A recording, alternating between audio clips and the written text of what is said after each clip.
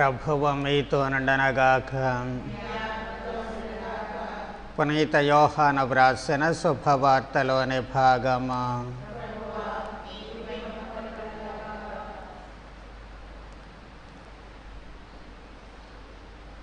పాస్కా వేడుకల అష్టమ దినాలలో విశ్వాస పటిష్టతను గురించి, ప్రభువు ఉత్థానమైనారు అన్నటువంటి సత్యాన్ని శిష్యులు విశ్వసించి కార్యోన్ముఖులు కావడానికి అవసరమైనటువంటి పరిస్థితులు కల్పించడము, తద్వారా వారు ప్రభుని సందేశాన్ని బోధించడానికి పంపబడడము మనము ఆ అష్టమ దినాలలో చూసాము. మిగిలినటువంటి ఈ పాస్కా దినాలలో ప్రత్యేకముగా ఈ నూతన జీవము అంటే క్రీస్తు పునరుత్థాన ఫలితము నూతన జీవము. ఈ నూతన జీవము యోహాను గారు అవగాహన చేసుకున్నటువంటి రీతిలో ప్రభువు చేత అమితముగా ప్రేమించబడినటువంటి ఈ శిష్యుడు నూతన జీవాన్ని ఎలా అర్థం చేసుకున్నాడు? వాస్తవానికి ఈ నూతన జీవము క్రీస్తు పునరుత్థానము ద్వారా మనకు లభించినటువంటి నూతన జీవాన్ని గురించి ప్రభువు ఏ విధముగా ప్రారంభము నుంచి బోధించారు, ఎలా దాన్ని మనము అవగాహన చేసుకొని ఆ నూతన జీవములో జీవించడానికి అవకాశము ఉంది అన్నటువంటి సత్యాలను మనము ఈ మిగిలినటువంటి 40 రోజులలో ధ్యానము చేస్తూ ఉన్నాము. అందుకు ప్రారంభముగానే ప్రభువు నికోదేమునితో జరిపినటువంటి సంభాషణను ఈనాటి సువిశేషములో చూస్తూ ఉన్నాము. నికోదేము ప్రభువు దగ్గరకు వచ్చినప్పుడు ప్రభువు చెబుతూ ఉన్నారు, మనుష్యుడు మరలా జన్మించిననే తప్ప దేవుని రాజ్యములో ప్రవేశింపలేడు. మనిషి ఉన్నటువంటి స్థితి పాపపు స్థితి. పాపపు స్వభావములో ఉన్నటువంటి మనిషి నూతన జన్మ పొందాలి. ఈ నూతన జన్మ పొందడము అంటే భౌతిక జన్మ కాదు అని ప్రభువు స్పష్టంగా చెబుతూ ఉన్నారు.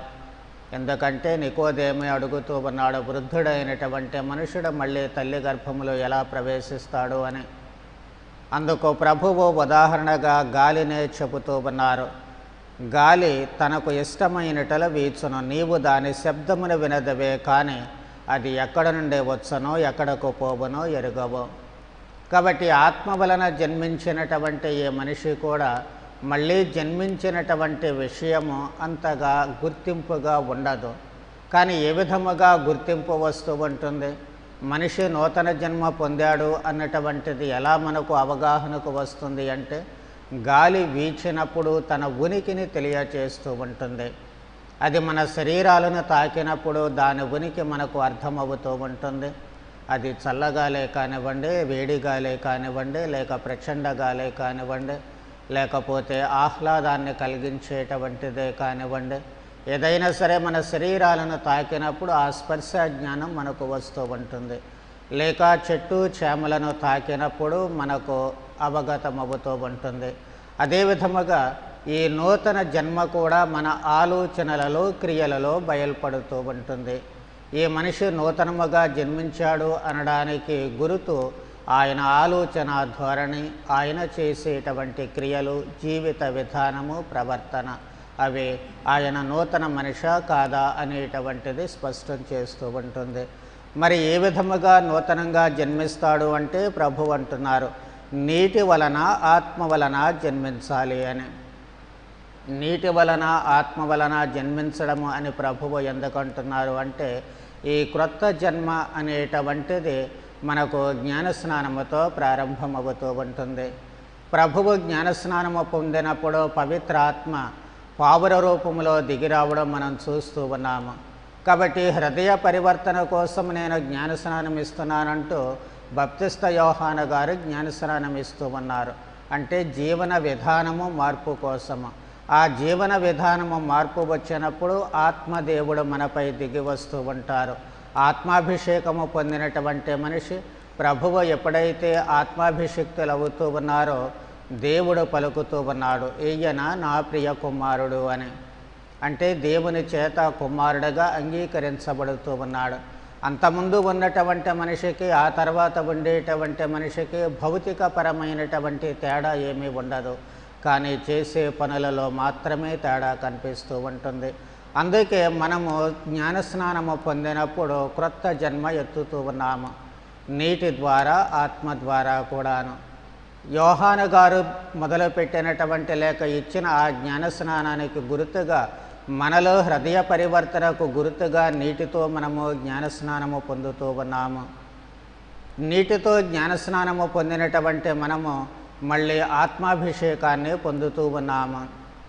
కృష్ణ తైలముతో గురువు అభిషేకించినప్పుడు గురువు బోధకుడు రాజునైన క్రీస్తునాథునితో నిత్యకాలము ఐక్యమై ఉందవుగా కానీ ఎప్పుడైతే చెబుతూ ఉన్నారో అప్పుడు మన పాత ఉనికి పోయి మనము మళ్ళీ క్రీస్తులో జన్మిస్తూ ఉన్నాము.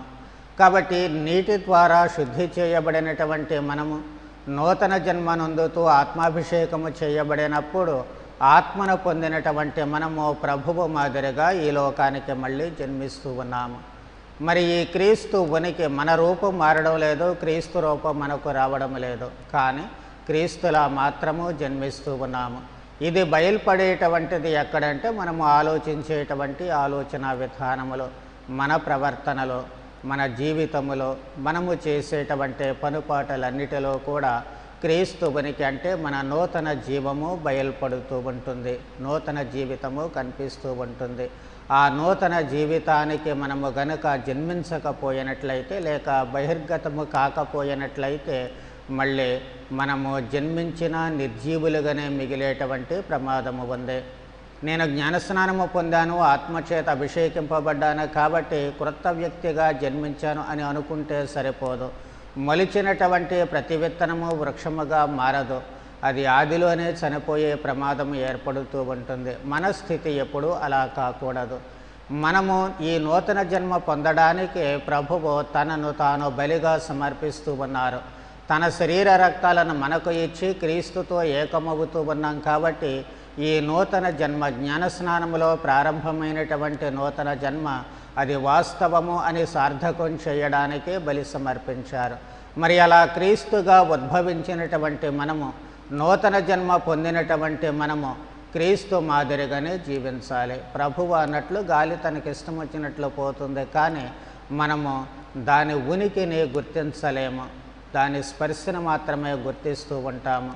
అదేవిధముగా మనము కూడా క్రీస్తులో ఉన్నటువంటి మన ఉనికిని లేక మనలో ఉన్న క్రీస్తుని ఉనికిని మనము గుర్తించలేము, కానీ మన కదలికలు, మన చేసేటువంటి పనులు, మన జీవితము క్రీస్తుని ప్రతిబింబింపచేస్తూ ఉంటాయి, లేక మనము పొందినటువంటి నూతన జీవాన్ని ప్రతిబింబింపచేస్తూ ఉంటాయి.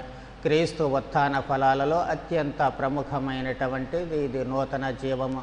కాబట్టి ఈ నూతన జీవాన్ని మనం పొందకపోతే మళ్ళీ క్రీస్తు పునరుత్థానం కావడం కూడా వ్యర్థమే అవుతూ ఉంటుంది.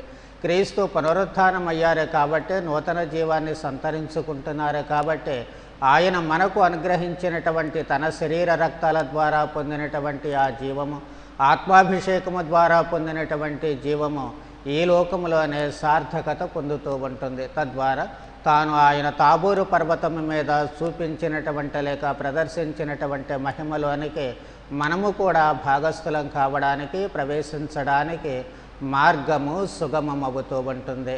కాబట్టి ఈ నూతన జీవాన్ని పొందినటువంటి మనము ఆ నూతన జీవానికి అనుగుణంగా మన జీవితాలను మలుచుకోవడానికి మనుషులము కాబట్టి మానవ సహజమైనటువంటి బలహీనతలు ఈ జీవానికి గొడ్డలి పెట్టెగా అప్పుడప్పుడు కనిపిస్తూ ఉన్నప్పటికీ కూడా అన్నిటినీ అధిగమించి ఒక మొక్క ఏ విధముగా మహావృక్షంగా పెరుగుతూ ఉంటుందో అలాగే ఈ నూతన జీవము దినదినాభివృద్ధి చెందగలిగేటట్లు మరో క్రీస్తులా ఈ లోకములో మనము విస్తరించగలిగేటట్లు కావలసిన వరానుగ్రహాల కోసం ప్రార్థన చేద్దాం. పితా పుత్ర పవిత్రాత్మ నామమున.